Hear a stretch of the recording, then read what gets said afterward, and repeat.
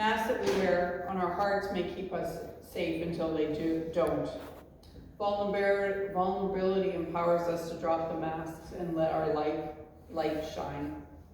And I thought that song today, This Little Light of Mine, I'm Gonna Let It Shine, was kind of the perfect choice. And this year's theme is Living Out Loud, and that means to fully express who we are and what we have come to the center to be. And during March, we cultivate the practice of cultivating authenticity.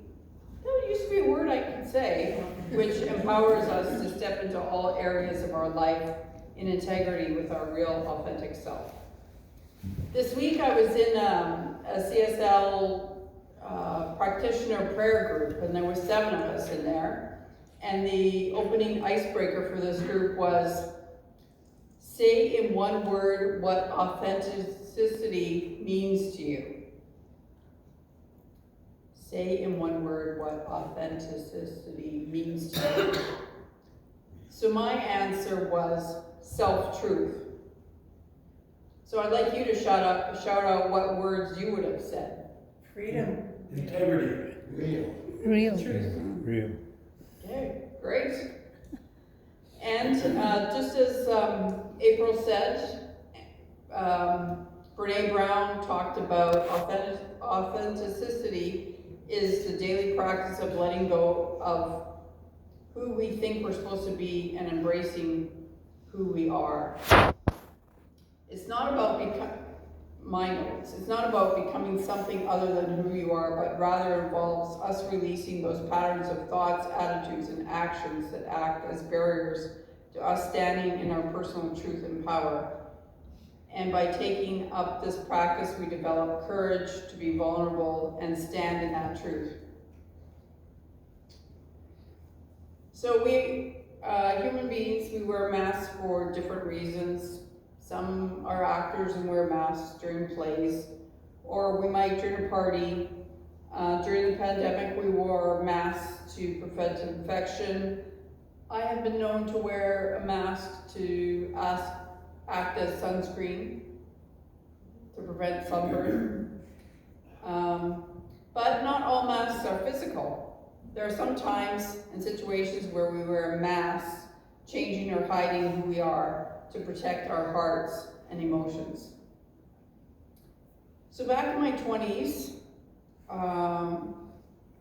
before that I grew up with a mother who's a nurse, which is not a profession that wears makeup. She wore makeup 363 days a year, which was just lipstick.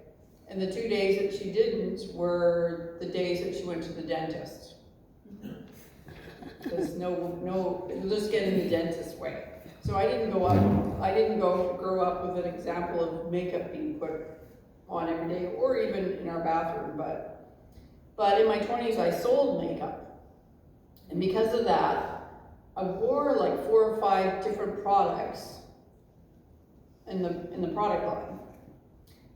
But the feeling of wearing those layers for me was a mask of protection. Protection from my skin coloring, from blemishes, or whatever I was feeling underneath, to feel put together, to feel like I could sell the product.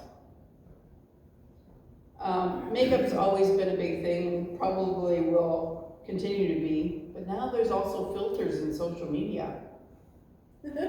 Make you look younger, or pinker, or whatever.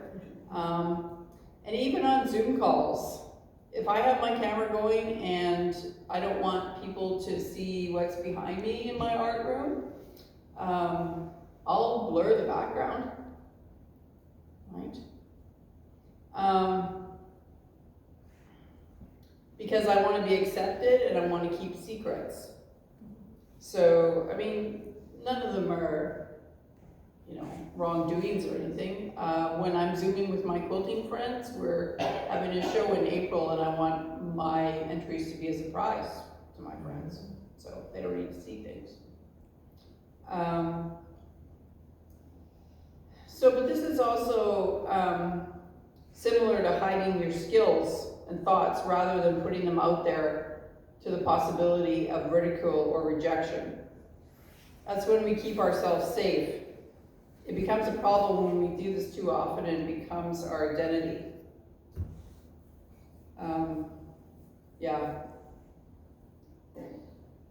It keeps us from experiencing connection and intimacy, which is an interesting word, intimacy. Intimacy. I hadn't put it together until it was spelled out here. Having the courage to be vulnerable and drop our mask and not letting our light be seen or felt is another piece of cultivating authenticity. So here's what Ernest Holmes thinks about it. It is the nature of capital L life to fully express itself in every living being, as this urge becomes because of life operating through it. And like nature, when it stirs and wakes itself from winter, reaching out to express itself through new growth and the glory to be seen. Each one of us has a desire to be seen and known as we are. And simultaneously, there is instinct to protect what seems vulnerable. So back in 2019, I attended a quilter's trunk show, and she had been quilting for about half the time I had. And as she pulled out some quilts and talked about the magazines they had been featured in, I sort of thought, these quilts are nice, but they're not necessarily special enough for a magazine. And I sort of thought, I could do better, and why am I not in magazines? Oh yeah, I don't network and I don't submit things. That might be it. I don't want my babies to be judged. Oh, not the quilts, they'll be fine. But my writing of the article that would have to go with the pictures. So, I mean, how many of us don't show our finished things or sing songs publicly that we've written just because we don't want to have our baby be ridiculed? We all wear masks at one time or another, some more than others. We wear masks to cover our true us and what we are really feeling. Like wearing a smile as a good girl when you're angry. Wearing a mask protects us from vulnerability, while inside we want to tell people what is going on in our lives. Because we fear rejection, we hide. Because we have an instinct to protect our hearts, our mind, our bodies, and we may hide and blend in various ways by hiding entirely so we may not be seen. And what's that epidemic now? 8 million, according to last census, 8 million 20 to 45-year-old men in the US are admitting to the census that they live in their homes and not going to work, to stay safe and not have to take responsibility. 8 million. Yeah. So having the courage to embrace our vulnerability and let our light shine is a way through living out loud. Sometimes we need not hide from ourselves. Last Wednesday, I was looking through some guided meditations I have, and on the list was a meditation on destructive eating. I felt a twinge, but I kept reading the titles on the list. I'm not a destructive eater. I don't eat everything in the house that leaves everybody else starved. There's enough food. Well, you know what pulls at you is what you need to work on. So I opened up the meditation, and the guru's opinion, destructive eating is what is done when you want to cover up or mask from yourself an emotion you don't want. So in my case, I eat for boredom, anger, celebration, happiness, not being enough, basically being enough, stress reduction, a multitude range of emotions. So let's take a minute to think about a possible scenario. You have a deadline coming up. You feel stress, which for me feels like tension in my body. So to relieve this strain, I need to move in general to get rid of the tension, the flight to physically get away from the source of the stress. So let's say doing your taxes, typing the board minutes, getting a report to your boss. So where to go? I'm not going to exercise, let's be realistic here. The kitchen, the fridge, the cookie tin, a bite of chocolate and a wave of calmness washes over me. Well, let's not kid ourselves. It's not a straight path back from the cookie tin to the stress. There might be a book involved, or YouTube gets found on the path, which makes us think that now there's even more stress because the timeline is shorter.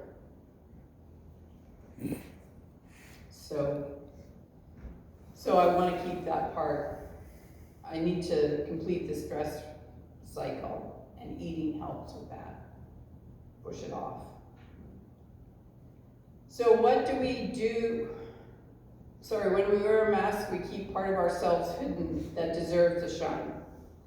So what do we show to the outside world, to family, friends, and business partners?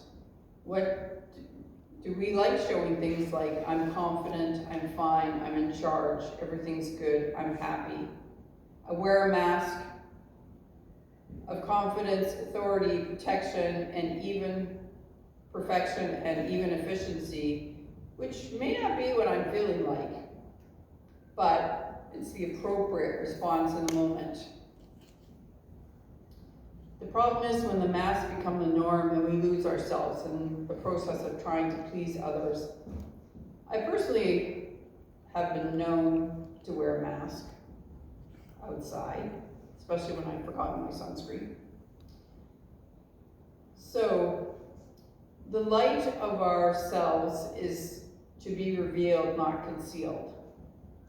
And it's exhausting to be what you are not. It takes a toll on us. We are working on being to others what we are not. We wear this mask or hide because on some level we believe in our own thoughts, opinions, and feelings are not acceptable. Dropping the mask is the way of restoring our own self-worth and respect. While hiding behind the mask may make us safe, it only takes energy away from us, keeping us from experiencing real heart connections with others instead of our whole self, our whole truth. And we see two-dimensional masks we are holding up, displaying who we should be rather than who we are. Pretending it's okay when we are not prevent us from ever being okay. One of the masks I wear in my house is somebody who doesn't care what the temperature is, because I have no control over the temperature. But that's a mask I need to put away.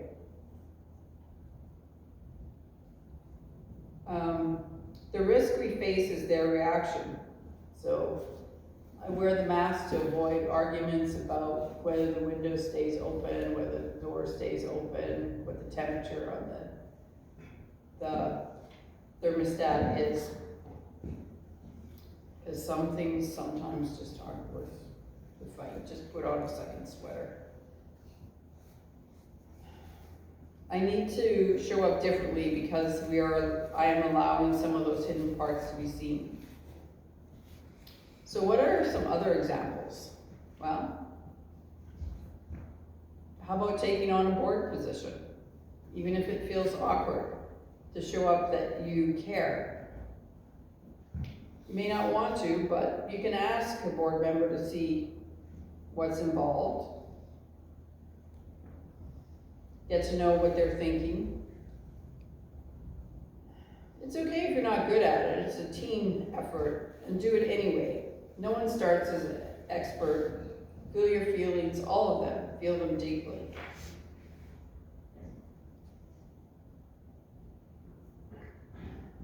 What will others say or do? Probably nothing.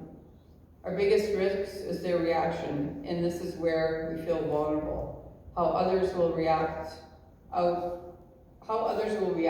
is out of our control. Don't we say, what other people think of me is not my problem? Business, right? Yeah. But you need to clarify your boundaries. Only say yes to your yeses. And you don't have to explain no.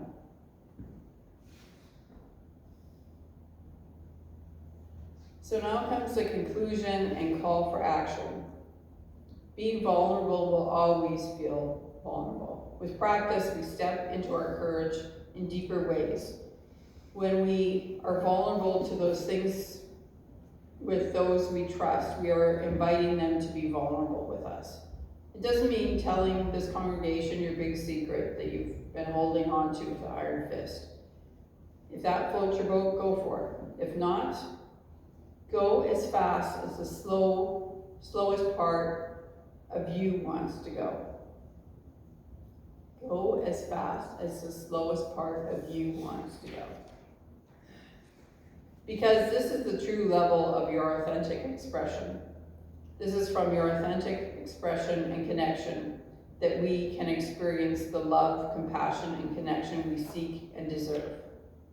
So I'm going to paraphrase Brene Brown.